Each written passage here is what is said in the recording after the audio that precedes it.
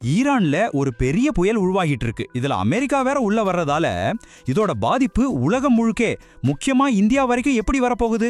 வாங்க இந்த சிக்கலான விஷயத்த கொஞ்சம் சுலபமா புரிஞ்சுக்க முயற்சி பண்ணுவோம். முதல்ல ரொம்ப முக்கியமான ஒரு விஷயத்த சொல்லிடுறேன். ஈரானுக்கு வரும் 12 மணி நேரம் தான் டைம் கொடுத்துருக்காங்க. ஒரு முழு நாட்டுக்குமே இவ்வளோ கம்மியான டைம்ல ஒரு எச்சரிக்கை வருதுன்னா நிலைமை எவ்வளோ சீரியஸா இருக்கும்னு நீங்களே கற்பனை பண்ணி பாருங்க. சரி, இந்த உலகத்தையே பதட்டப்பட வைக்கிற இந்த பிரச்சனைக்கு ஆணிவேர் எங்க இருக்கு? அது வேற எங்கேயும் இல்ல, ஈரானுக்கு உள்ளேயே தான் இருக்கு. முதல்ல அங்க என்னதான் நடக்குதுன்னு பாப்போம். ஏன்னா எல்லாத்துக்கும் ஆரம்ப புள்ளி அதுதான். ஈரான்ல பணவீக்கம், அதாவது விலைவாசி உயர்வு 50% தாண்டிடுச்சு. இதுக்கு என்ன அர்த்தம்னா, போன வருஷம் 100 ரூபாய்க்கு வாங்கின ஒரு பொருள் இப்போ 150 ரூபாய். இது மக்களோட சேமிப்பை எல்லாம் அப்படியே கரைச்சு அவங்களோட அன்றாட வாழ்க்கையே ஒரு பெரிய போராட்டமா மாத்திருச்சு. அது மட்டும் இல்ல, படிச்சு முடிச்ச இளைஞர்கள்ல 3ல் ஒருத்தருக்கு வேலை இல்லை. யோசிச்சு பாருங்க, 30%க்கும் மேல வேலை இல்லா திண்டாட்டம்.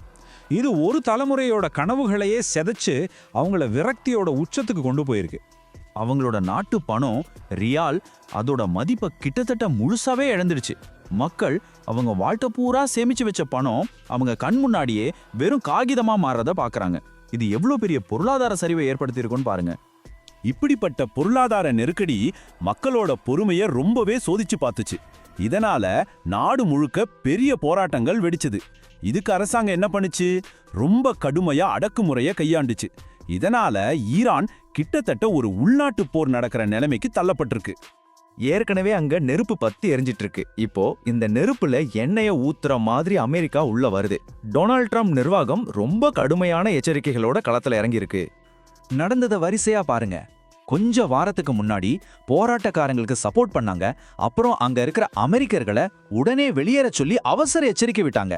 இப்போ 12 மணி நேரம் கெடு. அமெரிக்காவோட நடவடிக்கைகள் எவ்வளவு வேகமா எவ்வளவு தீவிரமா மாறிட்டு வருதுன்னு இதுலயே தெரியுது இல்லையா? எல்லா ஆப்ஷனும் எங்க கையில இருக்கு. அதுல மிலிட்டரி ஆக்ஷனும் ஒண்ணு. இதுதான் டொனால்ட் ட்ரம்ப் சொன்னதா வர செய்தி. இத கேட்டா இது வெறும் பேச்சுக்கு சொல்ற மிரட்டல் இல்லைன்னு நல்லாவே புரியுது. போர் வரத்துக்கான அறிகுறிகள் ரொம்ப தெளிவா தெரியுது. சரி, ஈரான்ல நடக்கிற இந்த பிரச்சனை அந்த நாட்டோட மட்டும் முடிய போறதில்ல. அதோட அதிர்வலைகள் எப்படி உலகம் முழுக்க பரவ போகுது, ஏன் மற்ற நாடுகள் எல்லாம் இவ்வளவு பதட்டமா அதை கவனிச்சுட்டு இருக்காங்க, அதை பத்தி தான் இப்ப பார்க்க போறோம். இந்த நெருக்கடியோட விளைவுகள் உலகத்தை 2 முக்கியமான வழியில பாதிக்கும். ஒன்னு, மிடில் ஈஸ்ட் பகுதியே ஸ்திரத்தன்மை இல்லாம ஆக்கிடும். 2வது, உலக பொருளாதாரத்தோட உயிர் நாடியே பெட்ரோல் டீசல் தான். அந்த கச்சா எண்ணெய் சப்ளையை பாதிச்சு விலைய ராக்கெட் வேகத்துல ஏத்தி விட்டுடும். இப்போ இந்த உலகளாவிய புயலோட கடைசி மற்றும் நமக்கு ரொம்ப முக்கியமான ஒரு அலை நேரடியா இந்தியாவோட கரையை தாக்குது. இந்த நெருக்கடி நம்மளோட பொருளாதாரம், நம்மளோட பாதுகாப்பு நலன்கள், இதையெல்லாம் எப்படி நேரடியா பாதிக்க போகுதுன்னு பார்க்கலாம். இந்தியாவுக்கு இது ஒரு பெரிய தர்ம சங்கடமான நிலைமை. ஒரு பக்கம் பார்த்தா ஈரான் கூட நமக்கு எண்ணெய் வர்த்தகம்னு ரொம்ப முக்கியமான உறவுகள் இருக்கு. இன்னொரு பக்கம் இந்த சண்டை மட்டும் வந்துடுச்சுன்னா நம்ம பொருளாதாரம் ரொம்ப பெரிய ஆபத்துல மாட்டிக்கும். இதுதான் இந்தியாவுக்கு முன்னாடி இருக்கிற பெரிய சவால். நம்ம நாட்டுக்கு தேவையான பெட்ரோல் டீசல்ல பெரும் பகுதியை நாம வெளிநாடுகள்ல இருந்து தான் வாங்குறோம். அதனால தான் மிடில் ஈஸ்ட்ல ஒரு சின்ன பிரச்சனை வந்தா கூட அதோட பாதிப்பை நம்ம நேரடியா நம்ம ஊரு பெட்ரோல் பங்க்ல விலைவாசி ஏறத வச்சு தெரிஞ்சுக்க முடியுது. இந்தியாவோட வர்த்தகம் பல லட்சம் கோடி ரூபாய் மதிப்புள்ளது. ஒருவேளை ஈரானை சுத்தி இருக்கிற கடல் பாதைகள் மூடப்பட்டா நம்மளோட ஏற்றுமதி இறக்குமதி கப்பல்கள் எல்லாம் அப்படியே நின்னுடும். இது நம்ம மொத்த பொருளாதாரத்தையுமே ஆட்டங்காண வச்சிடும். இப்போ நான் சொல்ல போறது கொஞ்சம் ஆச்சரியமான ஆனா ரொம்ப முக்கியமான விஷயம். இந்த பிரச்சனை வெறும் பெட்ரோல் விலையை மட்டும் பாதிக்காது, உலகத்துல இருக்கிற மக்களோட சாப்பாட்டு தட்டையும் பாதிக்கும். எப்படின்னு கேக்குறீங்களா? உலகத்துக்கே அதிகமா அரிசி ஏற்றுமதி பண்றது இந்தியா தான்.